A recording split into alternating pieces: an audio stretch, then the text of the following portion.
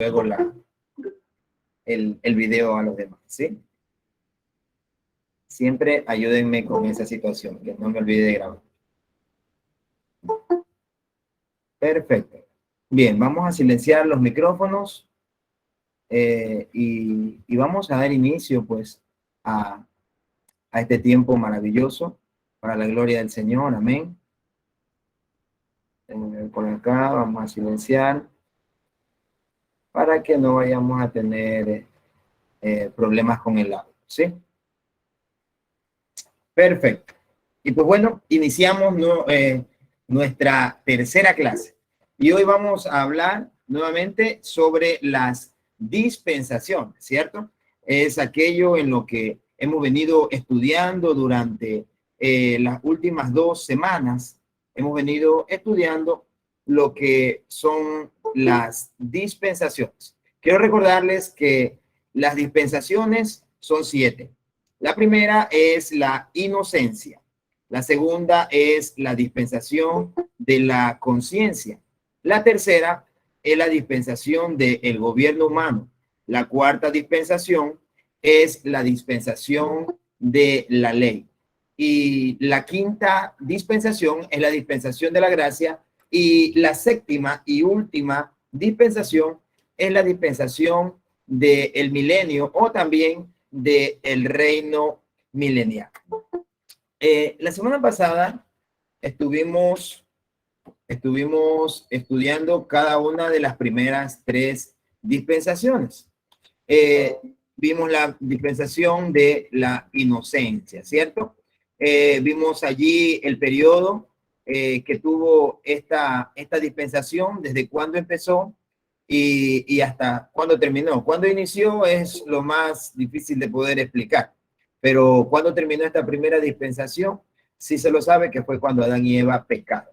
Aquí tenemos pues las responsabilidades de ellos, ¿no? La responsabilidad de la primera, cuidar el huerto, comer de sus frutos, no tocar ni comer el fruto prohibido, y también vemos el fracaso y el juicio que ellos vivieron al haber comido del fruto prohibido. Consecuencia de eso fue que entró el pecado en la humanidad, que perdieron su inocencia. Sin embargo, Dios en cada dispensación ha venido proveyendo a sus hijos un medio para poder restaurarle. La segunda dispensación es la dispensación de la conciencia. Esta inicia precisamente cuando el hombre sale del Edén. Esta inicia precisamente allí y terminó con el diluvio. En esta dispensación la responsabilidad del hombre era hacer lo bueno, lo segundo, ofrecer sacrificios, y pues el fracaso de esto fue el desobedecer a su conciencia. Como consecuencia de aquello ocurrió el primer asesinato, se corrompió la tierra, el diluvio destruyó todo ser viviente. Sin embargo, Dios una vez más provee medios para restaurar al hombre. Y es que Noé, su familia y los animales que entraron en el arca se salvaron para repoblarlo absolutamente todo. Y Dios aún continúa hablando a nuestra conciencia. La tercera conciencia, la dispensación del gobierno humano. En esta dispensación, nosotros vimos su inicio, se extendió luego del diluvio y llegó hasta la confusión de las lenguas en la torre de Babel. En esta dispensación, la responsabilidad del hombre era la de comenzar de nuevo. Dios les entregó dominio sobre toda la creación. Dios hizo un pacto incondicional con Noé y con sus hijos. Sin embargo, una vez más el hombre falló. Noé se embriagó. Luego los hombres buscaron su propia gloria al tratar de hacer la torre de Babel que llegase hasta el mismo cielo. Como consecuencia de lo que Noé hizo fue que maldijo a su hijo y a su generación. Como consecuencia de los que construyeron la torre de Babel fue que Dios les confundió sus lenguas. Sin embargo, una vez más Dios proveyó un medio, y es que entre todos los esparcidos de la faz de la tierra nacería un hombre al cual Dios le daría promesas de bendición. Y este hombre es precisamente Abraham, y empieza la dispensación de la promesa. Esta dispensación empezó con el llamado de Abraham y duró hasta el Éxodo.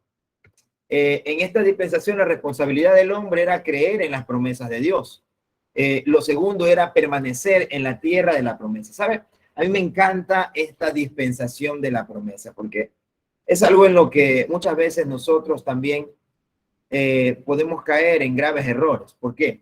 Porque nosotros tenemos que aprender una cosa, y es a creer en Dios. Para mí, fe es, una vez que yo hago una oración, tener fe es, en primer lugar, creer en lo que yo le he pedido a Dios. Y en segundo lugar, esperar hasta que Dios lo haga. No sé, hay algunos a los que no les ha alcanzado la vida, inclusive, para poder ver realizadas las promesas de Dios, pero los que conocieron lo que esa persona quiso, lo que esa persona anheló en la vida, los que conocieron a ese hombre o a esa mujer, pudieron ver las promesas de Dios manifestadas en él, a pesar de que esa persona ya no está en vida. El fracaso de los hombres en esta dispensación fue que no creyeron e hicieron lo correcto. Dios le dio una palabra a Abraham. Como consecuencia, el fracaso de Abraham y Sara es que Dios les había dicho que iba a sacar una descendencia a ellos. Un ángel se les revela, pero imagínense, ellos ya se ven un poco viejos y dicen, no, vamos a ayudarle a Dios. Vamos a buscar a mi sierva y pues con ella vamos a hacer un hijo y ese hijo lo vamos a tener como tuyo porque al parecer no hay otra forma. Pero cuando Dios da una palabra tiene que cumplirse como Dios la ha dado. Y esa es la razón por la cual aún tenemos a los árabes en la tierra, ¿cierto? Que son enemigos, en otras palabras, de Israel. ¿Por qué? Porque salen de allí los ismaelitas. El segundo fracaso en esta dispensación fue el fracaso de Isaac y Rebeca. En primer lugar, a Isaac, Dios le dijo cuando Rebeca estaba embarazada que el menor sería mayor, gobernaría sobre el mayor. Pero Isaac estaba aferrado, amaba tanto a su hijo que él quería darle la bendición, aunque Dios ya le había dicho que quien iba a señorear sobre el mayor era el menor, pero Isaac estaba aferrado con Esaú.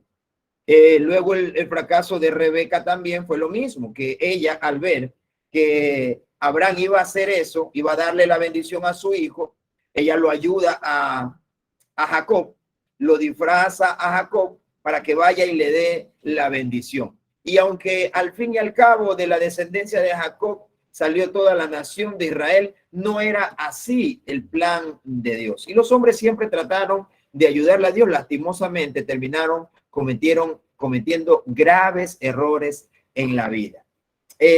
Ahora continuamos con el fracaso de Jacob. Vemos, por ejemplo, a un Jacob, el cual cuando su hijo viene y le dice el sueño que tiene, Dios le estaba diciendo a él que por medio de José iba a ser algo grande, pero tampoco lo creyó. El siguiente error que comete Jacob es que saca a todo el pueblo, a todas las 12 tribus que venían de cada uno de sus descendientes, a toda su familia, se la lleva de allí hasta Egipto y no volvieron.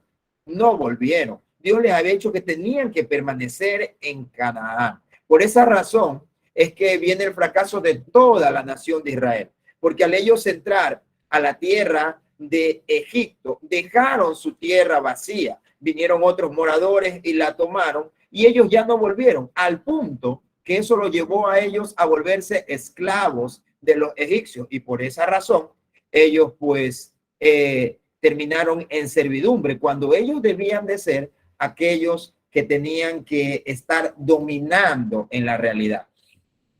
Pero esos son los problemas de cuando el hombre no le cree a Dios y a sus promesas, no permanece firme en lo que Dios le ha dicho y pues termina cometiendo graves errores como este. Y por ello se volvieron esclavos. La provisión de Dios acá es que Dios les levantó un libertador para que ellos puedan volver a esa tierra que un día le prometió a Abraham, a Isaac y a Jacob.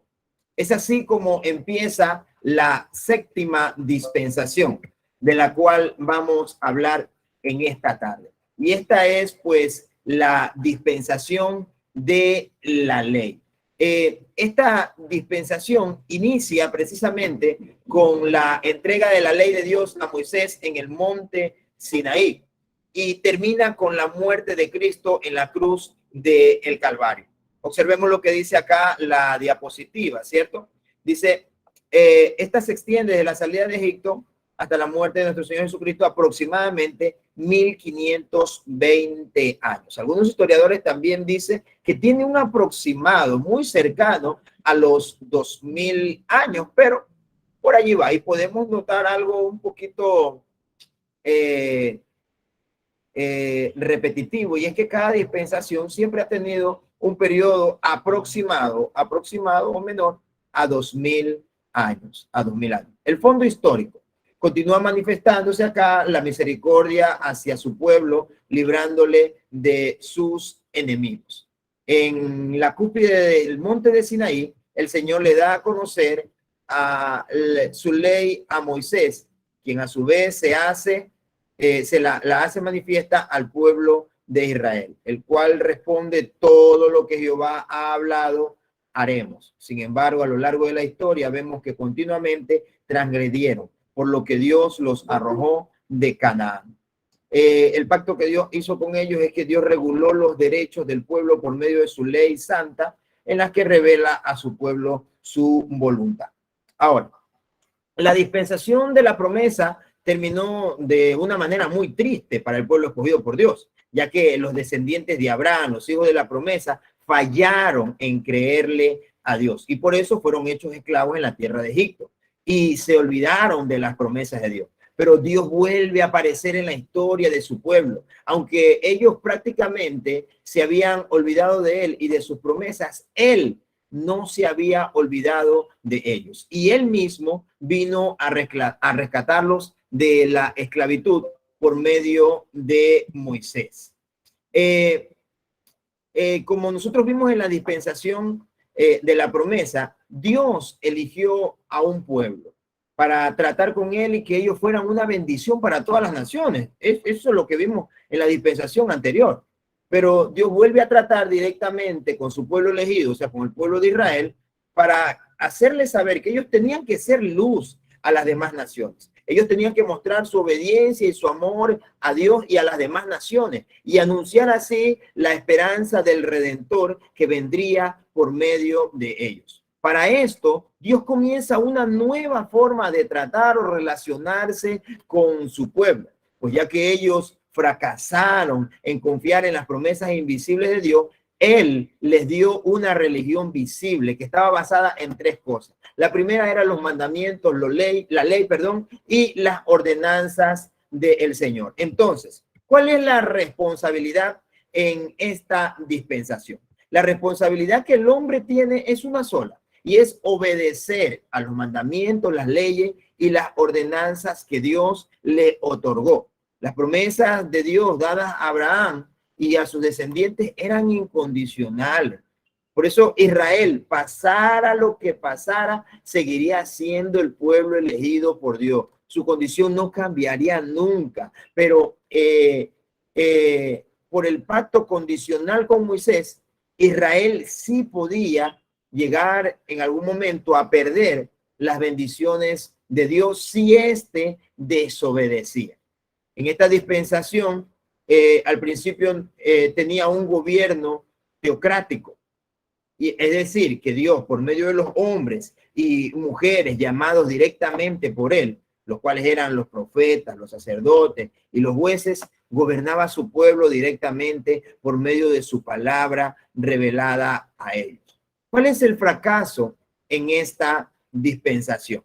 Y es que, mire, Israel, siendo un pueblo especial para Dios, decidió, ser como los demás pueblos, como las demás naciones, y pidieron un rey para que los gobierne. Ellos querían ser como las otras naciones. Ellos querían ser como las naciones que estaban a su alrededor, como los demás pueblos. Y los demás pueblos pues tenían un emperador, tenían un rey que iba adelante de ellos en medio de cada guerra, de cada lucha, de cada batalla.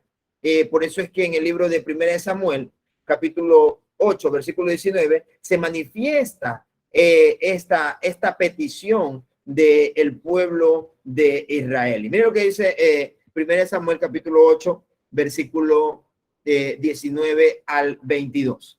Dice: Pero el pueblo no quiso oír la voz de Samuel y dijo, no, sino que habrá rey sobre nosotros y nosotros seremos también como las naciones y nuestro rey nos gobernará y saldrá delante de nosotros y hará nuestras guerras. De esta manera, ellos desecharon a Dios, quien los gobernaba directamente, y le dieron pues la autoridad sobre ellos, se la entregaron a un rey, se la entregaron a un rey. Por esa causa es que tuvieron que sufrir las consecuencias más adelante. Samuel trató de persuadirlo. Por eso mire también lo que dice el libro de Primera de Samuel, capítulo 8, versículo 19. Dice así, Primera de Samuel.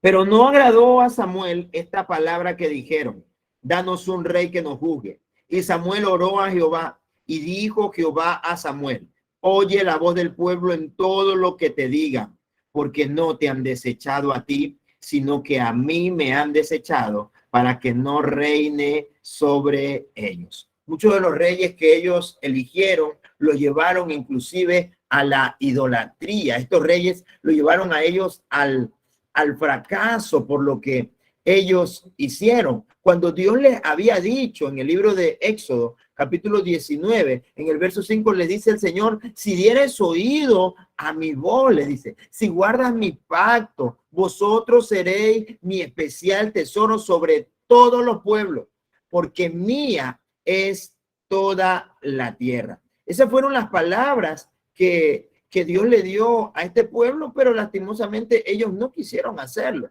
Y por esa razón, ellos tuvieron que sufrir las consecuencias. La primera desobediencia que cometieron fue pedir un rey. Y anterior a eso, inclusive, lo que también hicieron fue desobedecer las ordenanzas divinas. Miremos lo que dice el libro de Isaías, capítulo 29, en el versículo 13. Dice así la palabra del Señor. Y dice pues el Señor, porque este pueblo se acerca a mí con su boca y con sus labios me honra, pero su corazón está lejos de mí. Y su temor de mí no es más que un mandamiento de hombres que les ha sido enseñados. Eso es todo lo que hay en ellos. Podemos ver a Dios ahora indignado con su pueblo, porque habían dos cosas que ellos tenían.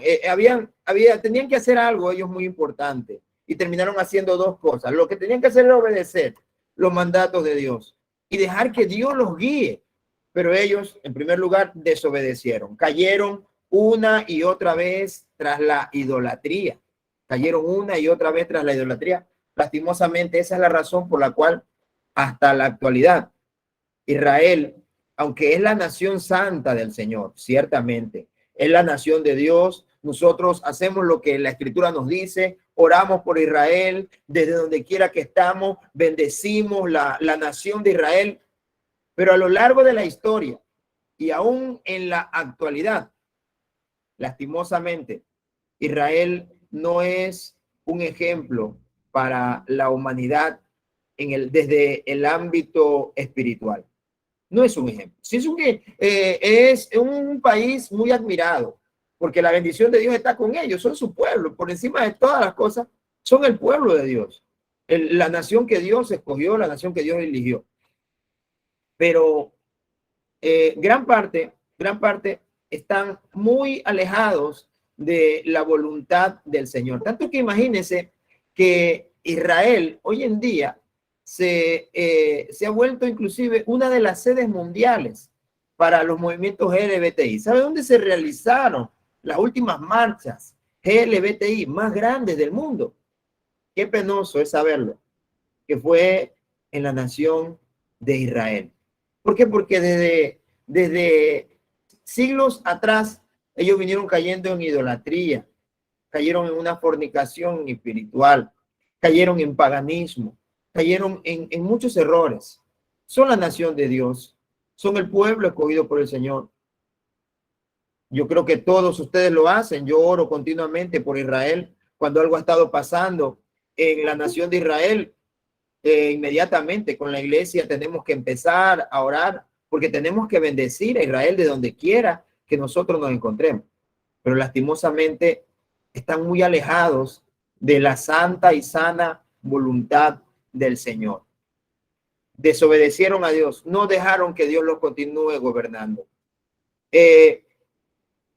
Israel había sido gobernado desde el principio de una manera teocrática.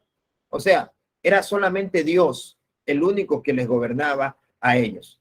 Pero ellos decidieron pasar al siguiente punto, que es la monarquía, dejar que alguien los gobierne. Y hoy en día, pues vivimos en un tiempo inclusive de democracia, en el cual el pueblo termina eligiendo a quien quiere. Anteriormente, los reyes eran por el linaje que venían. Hoy en día, pues las cosas cambiaron. Hay ciertas naciones que todavía continúan manteniendo reyes y continúan cuidando el linaje del cual ellos han venido desde hace siglos atrás. Pero en los demás países se maneja lo que es la democracia, y es que los hombres escogen a quien quieren que los gobierne. ¿Cuál fue la consecuencia de que ellos desobedecieran a Dios? Pues es que fueron conquistados por la rebeldía e idolatría del pueblo de la nación. Israel fue conquistado y llevado cautivo por otros imperios. Por eso es que los imperios se dividieron en el imperio del norte y el imperio del sur, luego de los días de Salomón. Hasta David y Salomón, Israel era un solo imperio. Pero luego de la muerte de Salomón, lastimosamente, Israel terminó dividiéndose en dos imperios, el reino del norte y el reino del sur. El reino del norte continuó llamándose Israel, el reino del sur continuó llamándose Judá. El reino del norte fue llevado cautivo por los asirios y el reino del sur, que es la nación de Judá, fue llevado cautivo por los babilonios. Estas son las consecuencias, lastimosamente, de la desobediencia. Y es que los hombres terminan recibiendo el pago por sus errores. Es trágico, no es algo de lo que nosotros podemos mofarnos o creernos aún mejores que ellos, porque quizá también nosotros podemos caer en los mismos errores. ¿Sabe por qué? Porque lo que usted no mata, eso termina matándolo.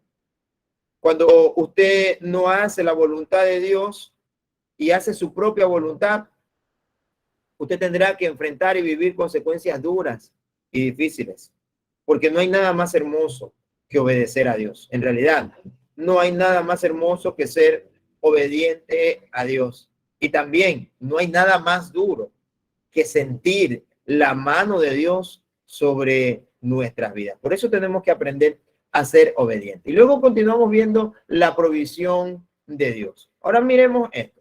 Aunque ellos conocían la ley y no quisieron reconocerlo, tal como Dios lo prometió, Dios les levantó un libertador mayor que Moisés. Este libertador es nuestro Señor Jesucristo. El libro de Romanos, en el capítulo 10, en el verso 4, mire lo que dice. Porque el fin de la ley es Cristo, para justicia a todo aquel que cree. Mire lo que dice también el libro de Hechos, en el capítulo 3, en el versículo 14. Dice, mas vosotros negasteis al santo y al justo y pediste que se os diese un homicida y matasteis al autor de la vida, a quien Dios ha resucitado de los muertos, de lo cual nosotros somos testigos. Miren lo que ocurre en esta dispensación. Dios desde el principio de esta dispensación les dijo que les iba a levantar a un libertador luego, porque Dios sabía que iban a desobedecer. Cuando usted escudriña el libro de Deuteronomio, Dios le dice lo que va a pasar si ellos desobedecen. Gracias, bueno, voy a hacer una pausa acá. Gracias a aquellos que están escribiendo en el chat. Les pido por favor a todos, escriban su nombre con el cual llenaron el formulario. Hemos tenido unos pequeños problemas con respecto a a llevar la lista, porque algunos solamente han puesto presente, pero aquí en el dispositivo tienen otro nombre. Entonces, si quizás están conectados 2 o 3 en un mismo dispositivo, escriban el nombre suyo con el cual llenaron el formulario y luego escriban presente. Si es del mismo dispositivo, escríbanlo de las personas que están allá. Por ejemplo, ahí, Daniel Peña presente, ponga. Genfumite debe de poner su nombre. No sé cuál será su nombre, creo que es Jennifer Mite. Creo que es Jennifer Mite. Pero recuerden, pongan su nombre y la palabra presente para poder ir poniéndolo en la lista. ¿Sí? ¿Sí? Entonces ponga su nombre. Genfumite, ponga su nombre. Jennifer, creo que es, cierto. Perfecto. Entonces, continuamos. La provisión de Dios para esta dispensación, aunque ellos conocían la ley y aunque no quisieron reconocerlo, fue Jesucristo. Esta dispensación termina precisamente en la cruz del Calvario. El libro de Gálatas, capítulo 3, en el verso 19, dice algo muy importante. Mira lo que dice. ¿Para qué sirve la ley? Fue añadida a causa de las transgresiones hasta que viniese la simiente a quien fue hecha la promesa, y fue ordenada por medio de ángeles en mano de un mediador. Desde otro sentido, esta dispensación no terminó sino hasta la venida del Espíritu Santo, que es allí donde empieza la dispensación de la gracia. Al final de esta dispensación de la ley, los sacerdotes y los dirigentes judíos, lastimosamente, se hallaban absortos, enredados en el legalismo, el ritualismo, de tal manera que quedaron ciegos e insensibles a las profecías del Redentor prometido y rechazaron a su rey cuando vino. Vamos a entrar a la sexta dispensación, perdón. Vamos a entrar a la sexta dispensación, la cual es la dispensación de la gracia. Pero antes de entrar a esta sexta dispensación, les recuerdo que estamos haciendo acá un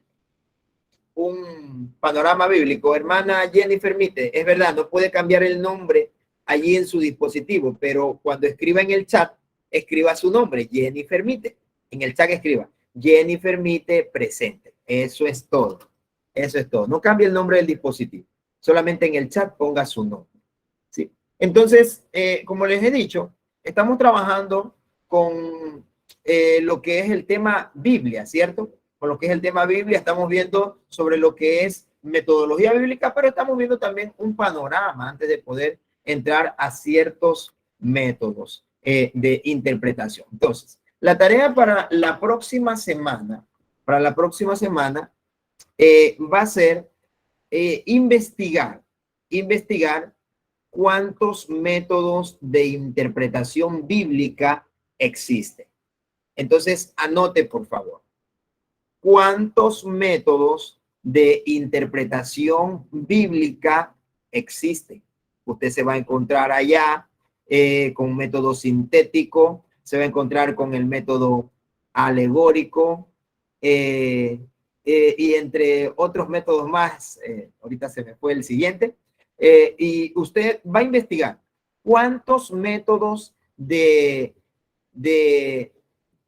interpretación existen. Esto es dentro de la rama de la metodología bíblica. ¿Sabe? Por medio de esto, yo estoy seguro que muchos de ustedes están aprendiendo muchas cosas cuando ustedes mismos hacen sus investigaciones. ¿Por qué? Porque yo, como profesor, quizá puedo enseñarles algo que para ustedes no esté de acuerdo. Pero cuando ustedes lo investigan, entonces ustedes tienen la libertad de ir más profundo. A ver, ¿qué es hermenéutica? No solamente un concepto. Tengo que entender qué es hermenéutica, entonces voy a investigar un poco más. ¿Qué más es? Porque hermenéutica puede ser un concepto muy pequeño.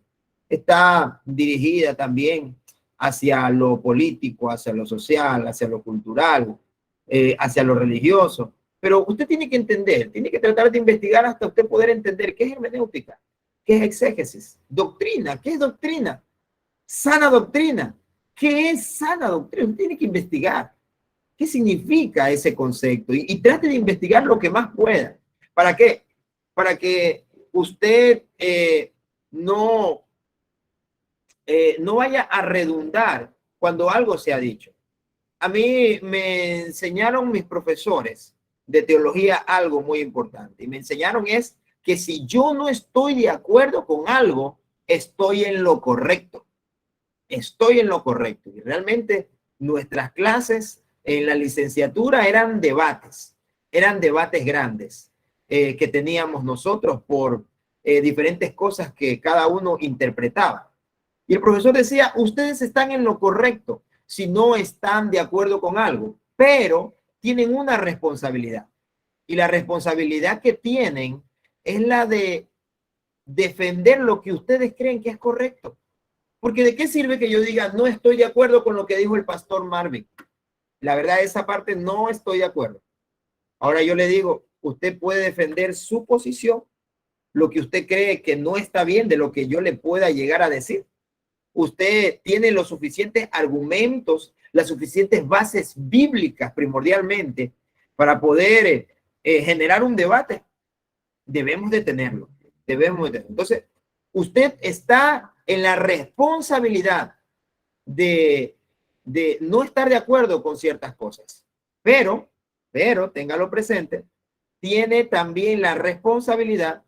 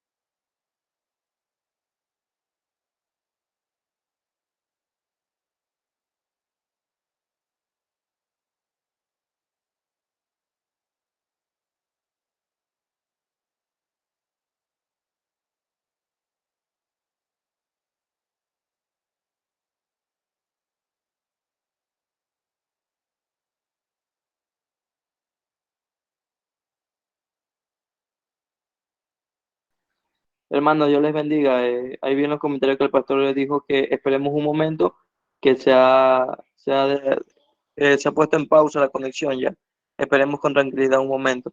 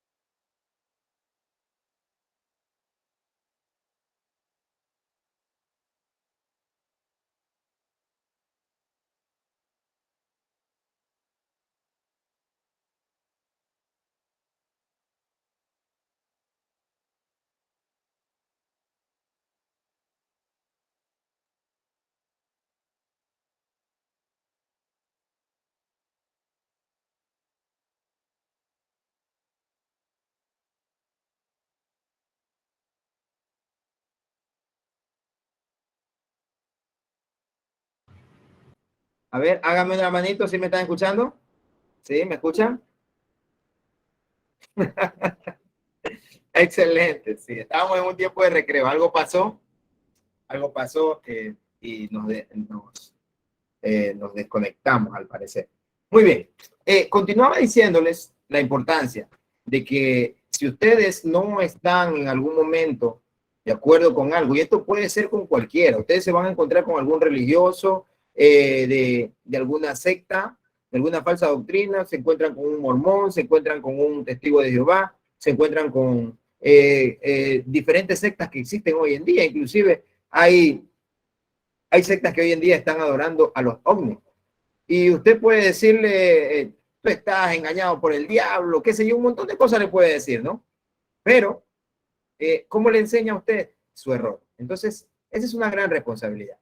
Bueno, terminando la dispensación de la ley, iniciamos a la dispensación de la gracia, ¿cierto? Esta dispensación inicia con Cristo muriendo en la cruz y cuando su costado es traspasado. En la dispensación de la ley, de la gracia, perdón, Dios hizo de los dos pueblos, los judíos y los gentiles, un solo pueblo. Por eso esta dispensación se llama la dispensación de la gracia, o la dispensación también algunos la conocen como la dispensación de la iglesia, ¿cierto? Vamos a ver lo que tenemos acá en la diapositiva. El periodo de tiempo de esta dispensación inicia con la muerte y resurrección de Cristo y continuará hasta que Cristo venga y recoja a su iglesia. La dispensación de la gracia en la cual estamos ahora y está a punto de concluir. ¿Cómo concluye esta dispensación? Concluye precisamente con el arrebatamiento de la iglesia y la segunda venida de Cristo. En esta sexta dispensación, empezó con el nacimiento de la iglesia en el libro de Hechos, capítulo 2, y terminará con el arrebatamiento, es decir, cuando nos reunamos con el Señor en el aire y ya hayan pasado más de 2000 años en esta dispensación. ¿Cuál va a ser la responsabilidad del hombre en esta dispensación? Entonces, vamos a estudiar la dispensación de la gracia, ¿cierto? Vamos a estudiar la dispensación de la gracia. En esta dispensación, nosotros vamos a ver a Dios obrando en una manera diferente. En cada dispensación hemos visto a Dios delegando responsabilidades a los hombres. Hemos visto a los hombres fracasando, hemos visto las consecuencias del fracaso y también siempre hemos visto la provisión de Dios en medio de cada dispensación, ¿cierto?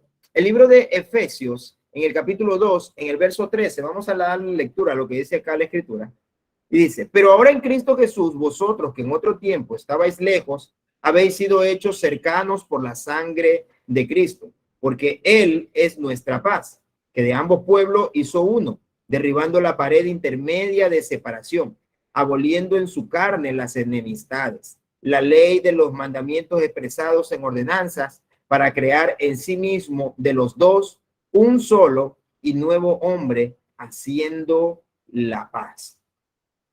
En esta dispensación de la gracia, nosotros vamos a ver a Dios tomando una decisión de amor. Y esta decisión es la decisión más maravillosa. Y es que debido a que el hombre fracasó en cumplir sus ordenanzas y decretos, ahora vemos a Dios enviando a su único hijo para que él cumpla todo lo que el hombre no pudo hacer durante toda la vida. Cuando Jesús tomó el vinagre allí en la cruz del Calvario, repitió la frase consumado es.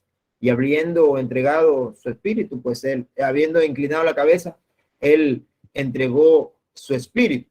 El libro de Romanos, en el capítulo 8, en el verso 2 al versículo 4, dice algo muy importante. Quiero que vean lo que dice Romanos 8, versículo 2 al versículo 4. Porque la ley del espíritu de vida en Cristo Jesús me ha librado de la ley del pecado y de la muerte, porque lo que era imposible para la ley, ahí se me fue el pasaje bíblico, ya. Por cuanto era débil por la carne, Dios, enviando a su Hijo en semejanza de carne, de pecado, y a causa del pecado, condenó al pecado en la carne, para que la justicia de la ley se cumpliese en nosotros, que no andamos conforme a la carne, sino conforme al Espíritu. Entonces, vimos al hombre fracasar y vimos a Dios proveyendo. ¿Con qué proveyó Dios para esta nueva dispensación? Con Jesucristo mismo. Con Jesucristo mismo terminó proveyendo, ya que el hombre por sí mismo se enredó en rituales, terminó cayendo nuevamente en idolatría, estaba cautivo por causa de su desobediencia, gobernado por otras naciones. Y Dios decidió ahora enviar a su Hijo, no solamente para libertar al pueblo de Israel, sino también para que toda la humanidad, todo el que en él cree, no se pierda, mas tenga vida eterna. En las dispensaciones anteriores, desde la promesa, nosotros hemos visto a Dios tratando con el hombre.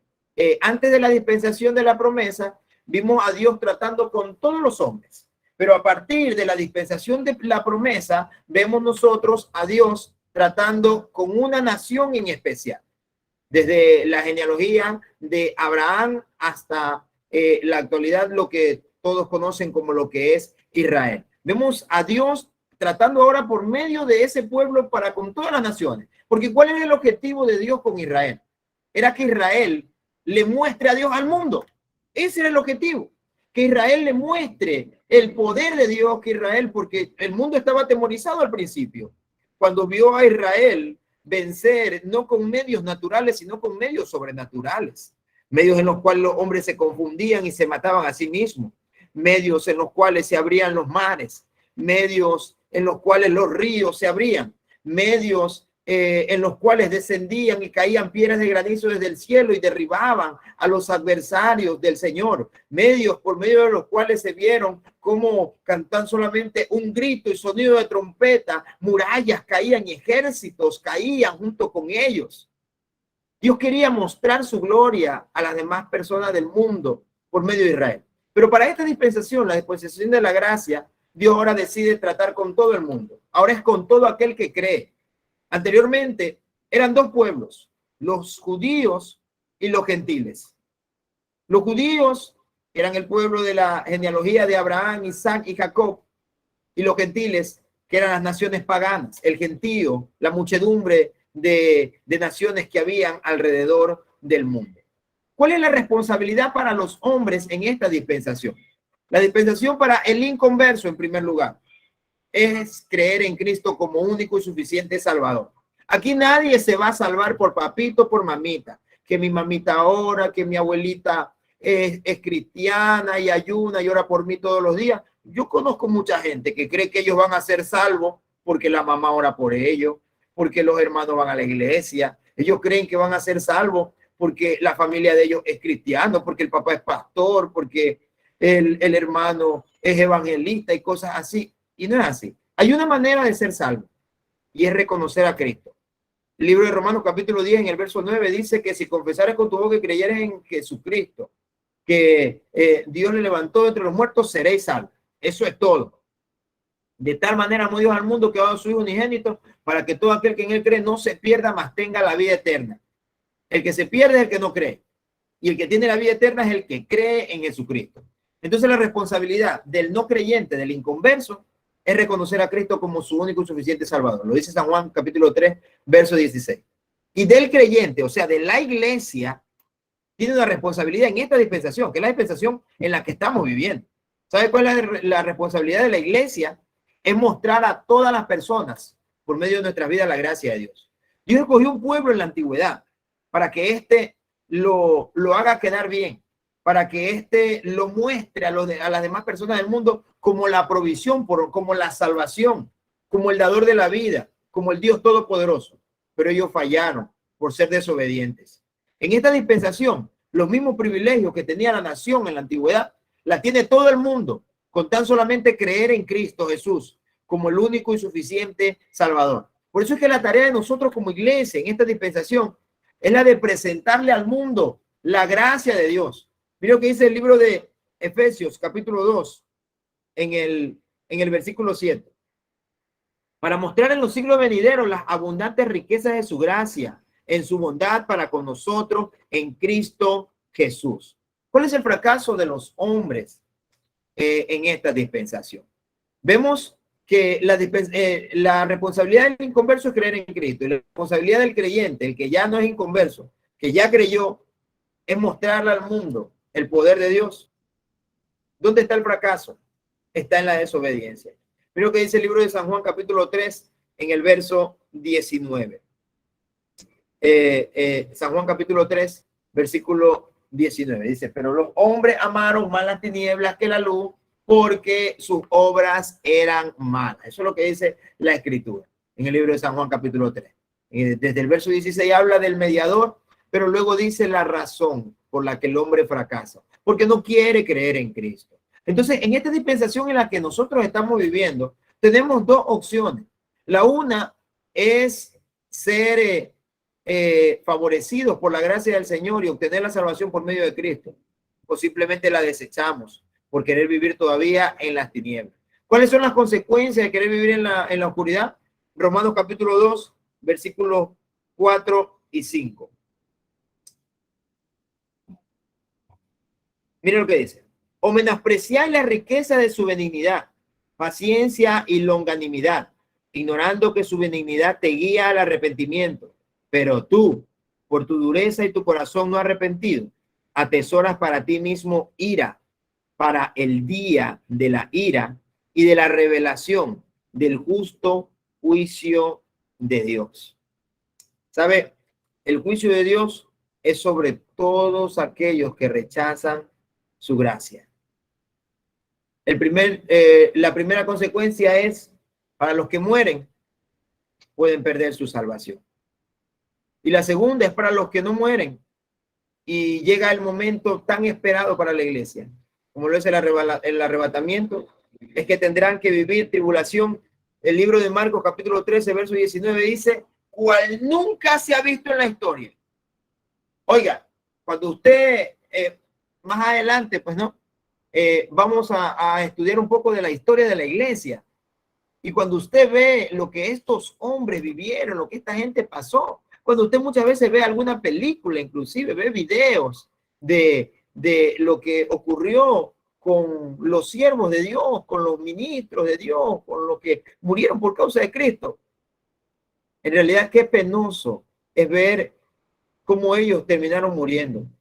Pero, ¿sabe?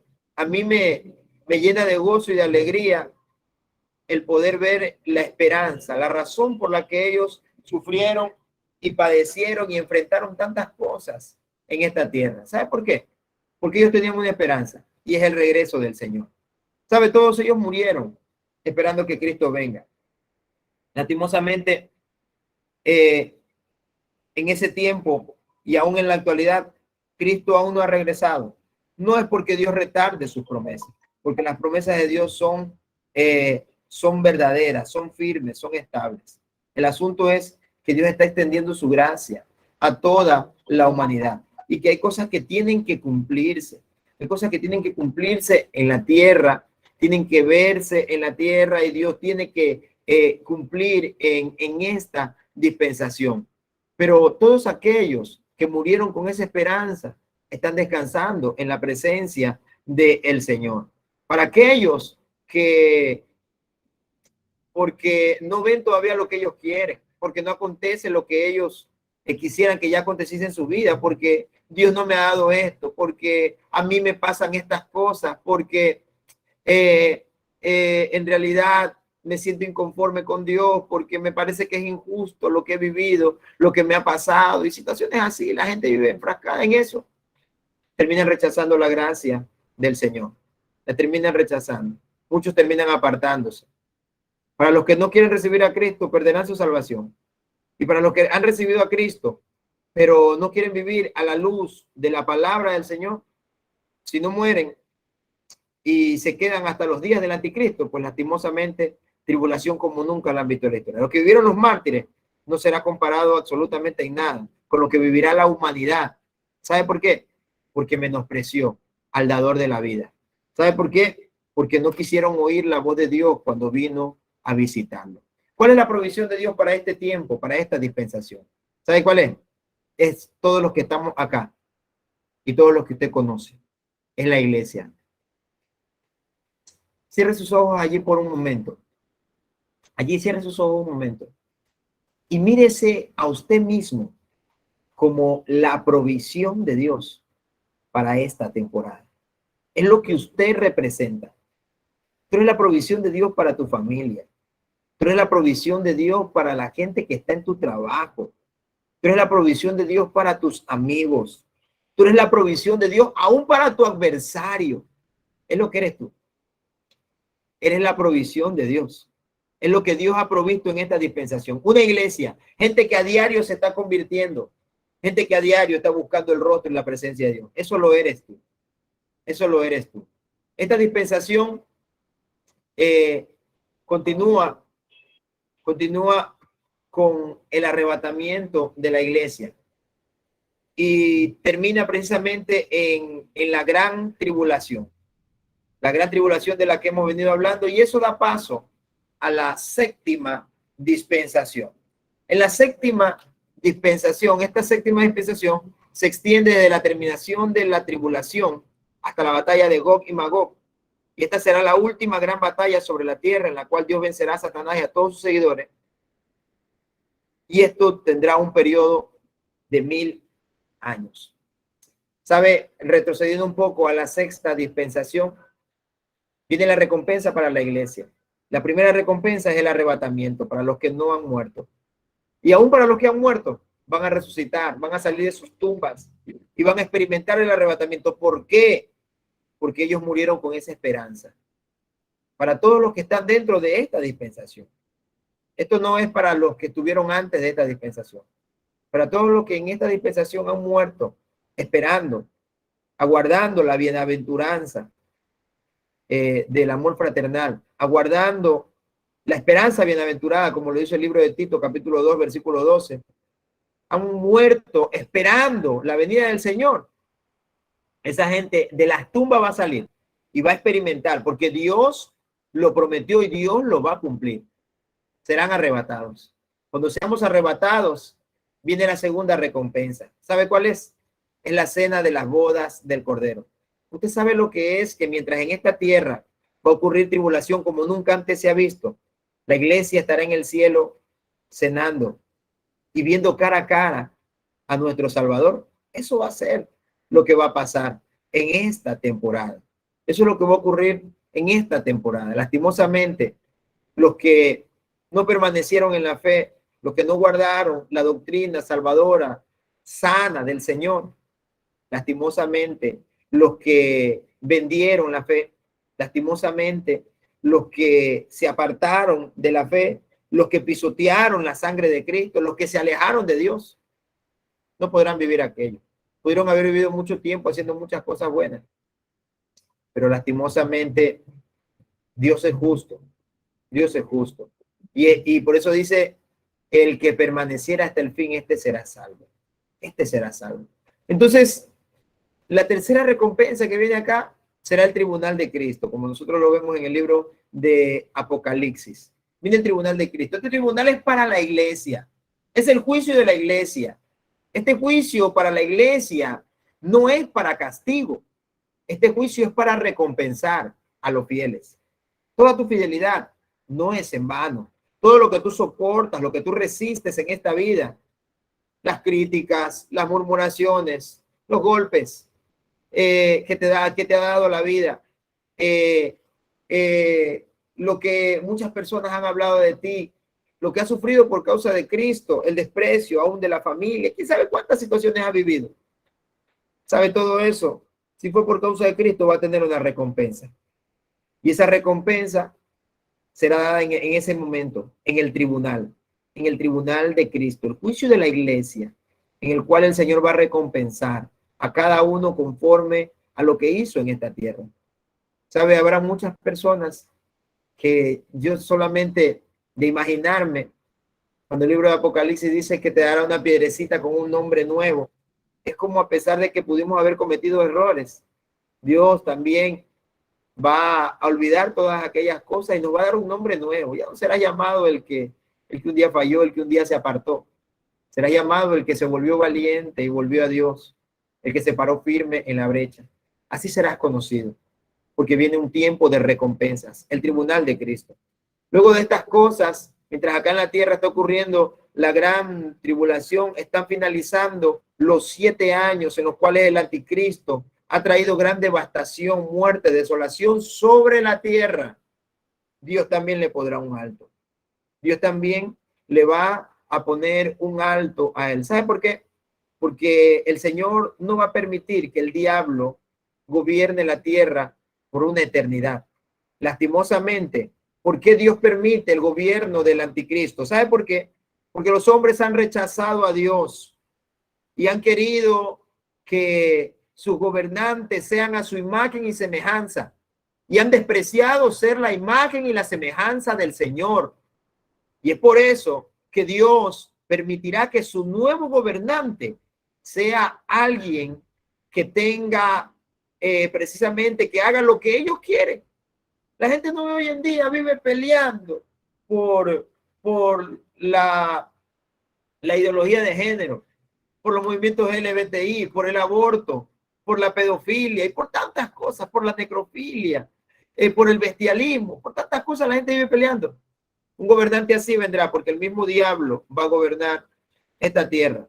Pero los hombres allí se darán cuenta que el diablo no paga bien, que el diablo te engaña, pero el diablo también destruye. Y eso es lo que ustedes tienen que comunicarle a todas las personas que están a su alrededor. El mismo diablo que te engaña, él también se va a encargar de traer destrucción para tu vida.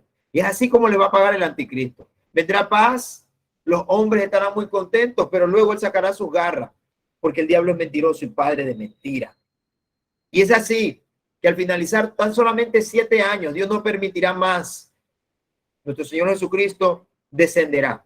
Y es cuando empieza el reino milenial. Es cuando empieza el reino milenial. En esta dispensación veremos nosotros a Jesús, en primer lugar, atando a Satanás. Él ata a Satanás por un lapso, por un periodo de tiempo. Él viene, lo vence, viene con su ejército celestial. Algunos historiadores, algunos pensadores, algunos escatólogos inclusive, aseguran que quien va a venir en este tiempo a atar a Satanás y a pelear esta gran batalla será la iglesia que descenderá del cielo. Sin embargo, también hay otros pensadores que dicen que no es la iglesia. La iglesia quedará en el cielo, conforme lo dice el libro de Apocalipsis, capítulo 3, que al que venciere será puesto como columna en el templo de mi Dios y nunca más saldrá de allí. Entonces la iglesia no va a venir. La iglesia no va a venir en ese tiempo, sino que la iglesia se quedará precisamente en la nueva Jerusalén hasta que ésta descienda como un cielo nuevo y una tierra nueva. Entonces, algunos pensadores dicen que será la iglesia, otros dicen que no lo será. Nosotros no debemos de ponernos a pelear por estas situaciones. Algunos pensadores dicen también que el arrebatamiento surgirá a la mitad de la gran tribulación, a los 3 años y medio, cuando el anticristo saque sus garras. Otros dicen que la iglesia va a vivir los 7 años de gran tribulación y al final vendrá y se quedará acá para gobernar con Cristo durante 1000 años. La verdad es que todos estos tienen base bíblica. Sin embargo, lo que mayor base bíblica tiene es el arrebatamiento antes de la gran tribulación. Hay muchísima base bíblica para aquello, primordialmente. ¿Por qué? Porque el Señor dijo claramente que vendrán días de gran tribulación, cual nunca se ha visto sobre esta tierra. Entonces, imagínense, Jesús hace a la iglesia su novia. Es lo que hace Jesús a la iglesia. La hace que sea su novia. Como novio, ¿usted cree que él va a esperar que el diablo venga, la tome como él quiere, la ultraje, la golpee y luego él venga a rescatarla? No. Si usted ama a alguien, usted lo libra. Usted lo libra. Por eso es que la palabra arrebatamiento viene del griego arpazo, el cual significa sacar violentamente, librar violentamente de un peligro inminente. Esto se dio de lo que algunos decían, de, por ejemplo, cuando un niño está enfrentando un riesgo de que pueda ser atropellado, su padre o su amigo inmediatamente lo libra de aquello antes de que le ocurra algo. Entonces, sea cual sea la posición, tampoco no nos entremos a pelear en aquello. Si usted cree que el arrebatamiento de la iglesia antes de la gran tribulación, está en lo correcto. Yo creo eso. Si usted cree que el arrebatamiento de la iglesia será a la mitad de la gran tribulación, no hay problema. Si cree que será al final, no hay problema. Si cree que no va a haber arrebatamiento y se va a quedar toda la gran tribulación, no hay problema. Ya depende de cada uno conforme lo que ha estudiado. Porque en sí, esto no determina nuestra salvación. Lo que determina nuestra salvación es perseverar. Esto no debe ser un punto para ponernos a discutir, a ponernos a pelear entre nosotros, porque eso no define la salvación. Porque al final, cuando ya venga este tiempo, pues se verá quién tenía la realidad, quién estaba en lo más correcto. Fue al inicio, como todos lo hemos creído, la mayoría, creo que de los que estamos acá creemos que será antes. No lo sé. No me gusta pelear por esa situación. Si la iglesia va a venir con Cristo en el reino milenial o no viene, tampoco, no es doctrina de salvación. Esas cosas no son doctrinas que van a impedir tu salvación. Eso no va a impedir que usted sea salvo. Usted lo hace salvo creer en Cristo y vivir una vida en obediencia, porque fe es obediencia. Desde la palabra fe en el hebreo, precisamente está inclinada hacia lo que es la obediencia. Y se me fue el nombre de la palabra fe, pero en el griego es pistis. Y esto habla de una fe como muchos de nosotros la tenemos. Una fe mágica, una fe mágica. Ay, Señor, dame el carro. Te llegó el carro. La fe mágica, Señor, sánalo. Llegó. Pero la fe emuná, exacto, muchísimas gracias. La fe desde el hebreo emuná, está involucrada con la obediencia. Está involucrada precisamente con la obediencia. Eso es creer en Cristo. Fe en el griego es pistis. Y esto es creer así, nada más, Señor, dame. Y esa fe la tienen los convertidos y los no convertidos. La tienen. A algunos les resulta, a otros no. Pero la fe que Dios quiere en realidad del ser humano, Dios a veces responde. Él en su totalitarismo, Él hace como Él quiere, ¿no? Pero la fe que Dios espera de cada uno de nosotros es una fe que esté inclinada hacia la obediencia. Entonces empezará el reino milenial. Este reino milenial es precisamente ¿para qué? Para que en este reino milenial se pueda cumplir el pacto davídico. Y es lo que Dios le dijo a David: tu reino permanecerá para siempre.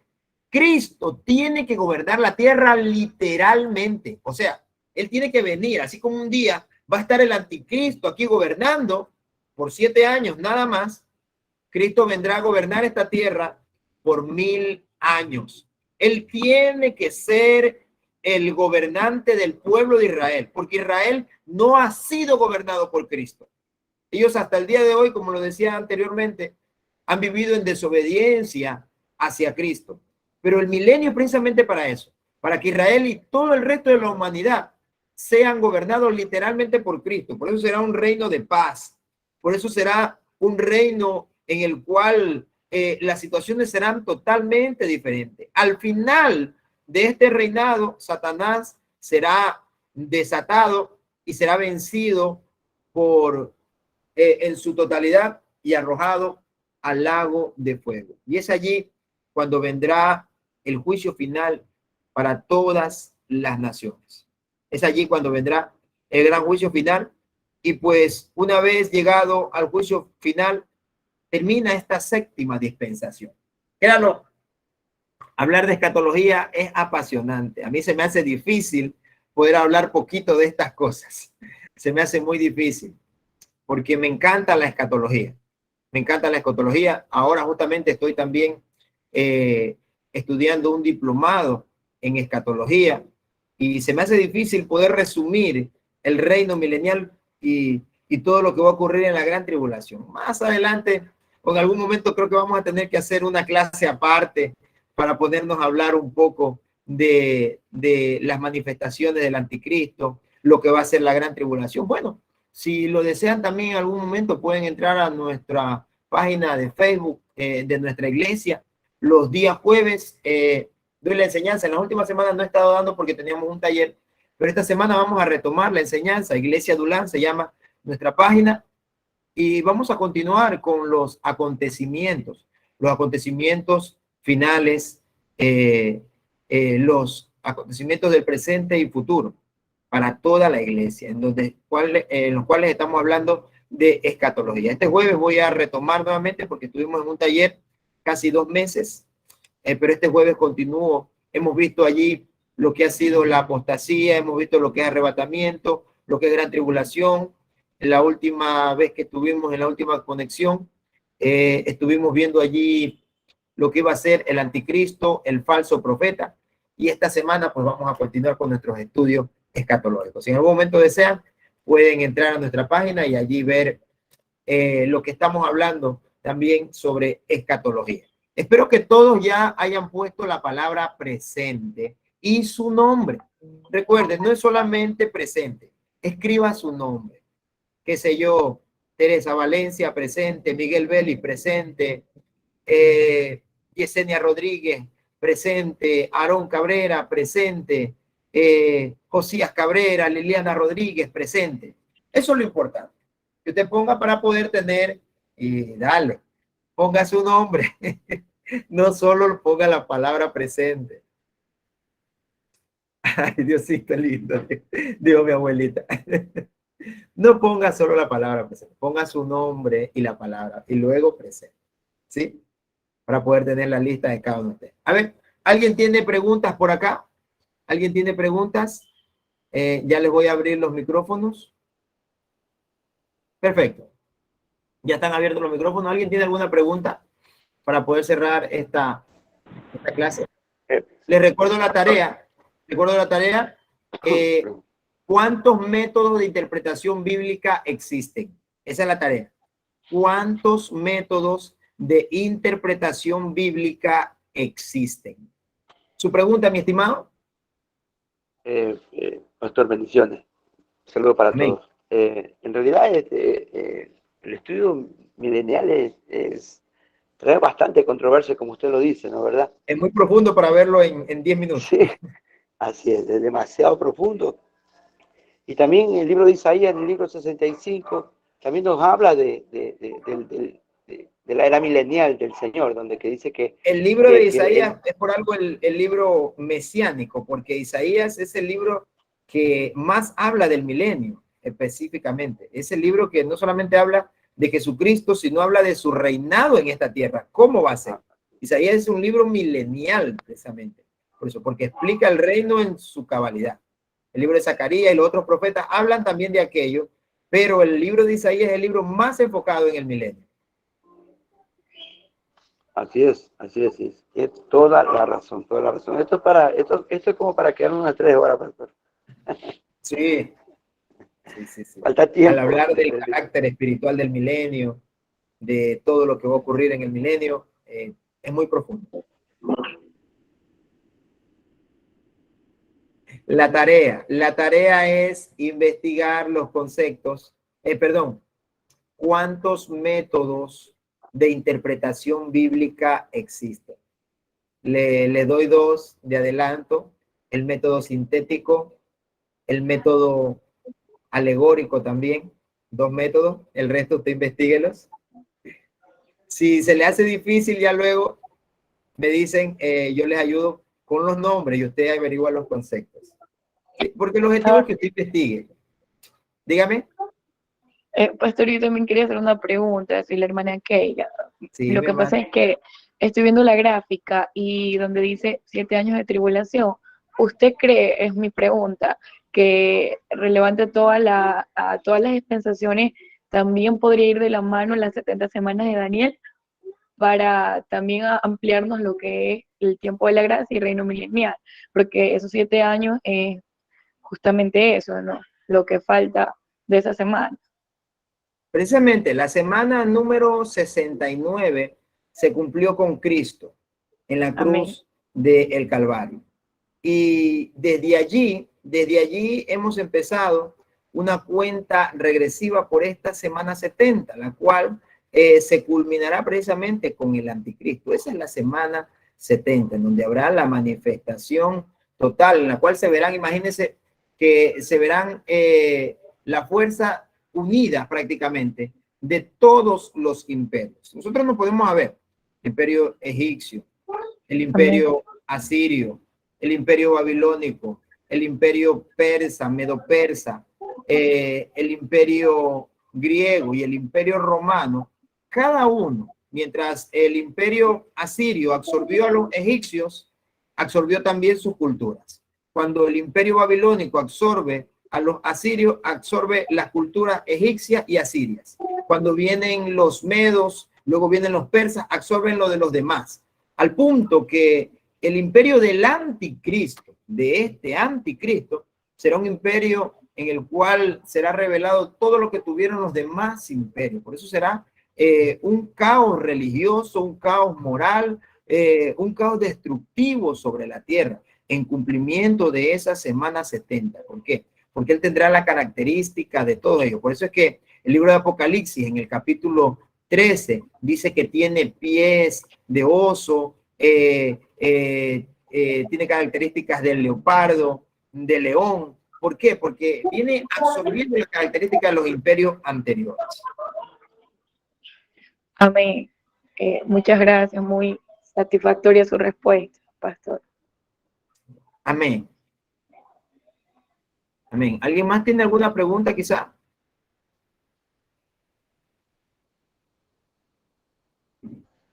Amado pastor, le bendiga.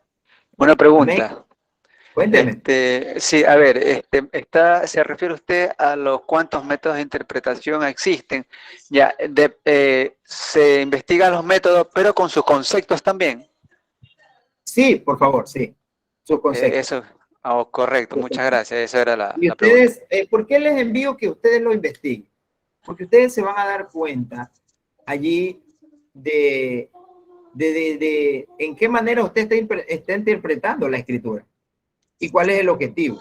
No está malo espiritualizar las cosas que dice en la Biblia, pues la mayoría de nuestras prédicas, para poderla aplicar a la iglesia, tenemos que espiritualizarla. Pero no podemos dejar de lado el entender cuáles fueron sus objetivos. Por eso es que les he pedido la investigación de hermenéutica y de exégesis. Ya cuando entremos a esa clase, usted se va a dar cuenta para qué han servido todas estas investigaciones, para qué le han servido. Y usted va a empezar a mirar la Biblia de una mejor manera. Y usted va a hallarle pasión a la escritura. Va a hallarle pasión por cada cosa que usted haga cuando escudriñe la escritura. ¿Sí? Amén, mi pastor, muchas gracias. Dios le bendiga. Amén. Bien.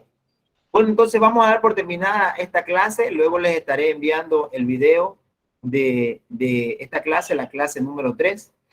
Les voy a enviar las diapositivas para que ustedes puedan estudiarlas, para que ustedes puedan revisarlas también.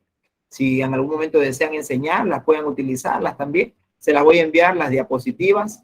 Y luego también les envío la clase por YouTube para que puedan escucharla si desean nuevamente. La próxima semana vamos a estar hablando de los pactos. Los pactos. Así que si ustedes ya tienen dudas sobre los pactos, vaya pensando en las dudas que tenga para que tenga preguntas, preguntas para esta clase. Tenga preguntas para esta clase, ¿sí? Entonces vamos a dar por terminada esta clase. Vamos a orar un momento, ¿sí? Vamos a orar un momento. Quiero pedirle a todos, acompáñenme en oración. Y vamos a darle gracias a Dios. Amado Dios y buen Padre Celestial, te damos las gracias, Señor. Gracias por este tiempo especial. Gracias por cada uno de mis hermanos que han estado en esta clase. Gracias por cada uno de los que me escriben por interno, Señor, también para hacerme preguntas. Gracias, Señor, por el ímpetu que cada uno está teniendo para poder escudriñar más tu sagrada palabra, tus santas escrituras. Hoy quiero pedirte, Señor, abre su entendimiento, ilumínalos, poderoso Dios, en el nombre de Jesús de Nazaret. Ayúdalo, Señor, en su fuerza de voluntad. Dales ese dominio propio, Señor amado. Dales esa revelación para poder entender sus sagradas escrituras desde la mejor manera, como tú quieres que en realidad tu pueblo la vea, eterno Dios. Muéstratele, revélatele a tu iglesia, eterno Dios. Bendigo a cada uno de tus hijos que están acá conectados en esta transmisión, en el nombre de Jesús. Amén y amén. Gracias a todos. Que el Señor les bendiga y les guarde. Amén. Los que no han puesto presente, por favor, escriban la palabra presente, ¿sí?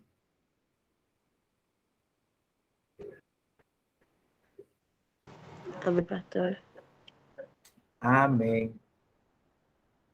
A ver, vamos por acá de tener la grabación. Dios les bendiga a todos. Amén. Dios Dios les me bendiga, pastores. Dios me bendiga, pastor. Muy bonito.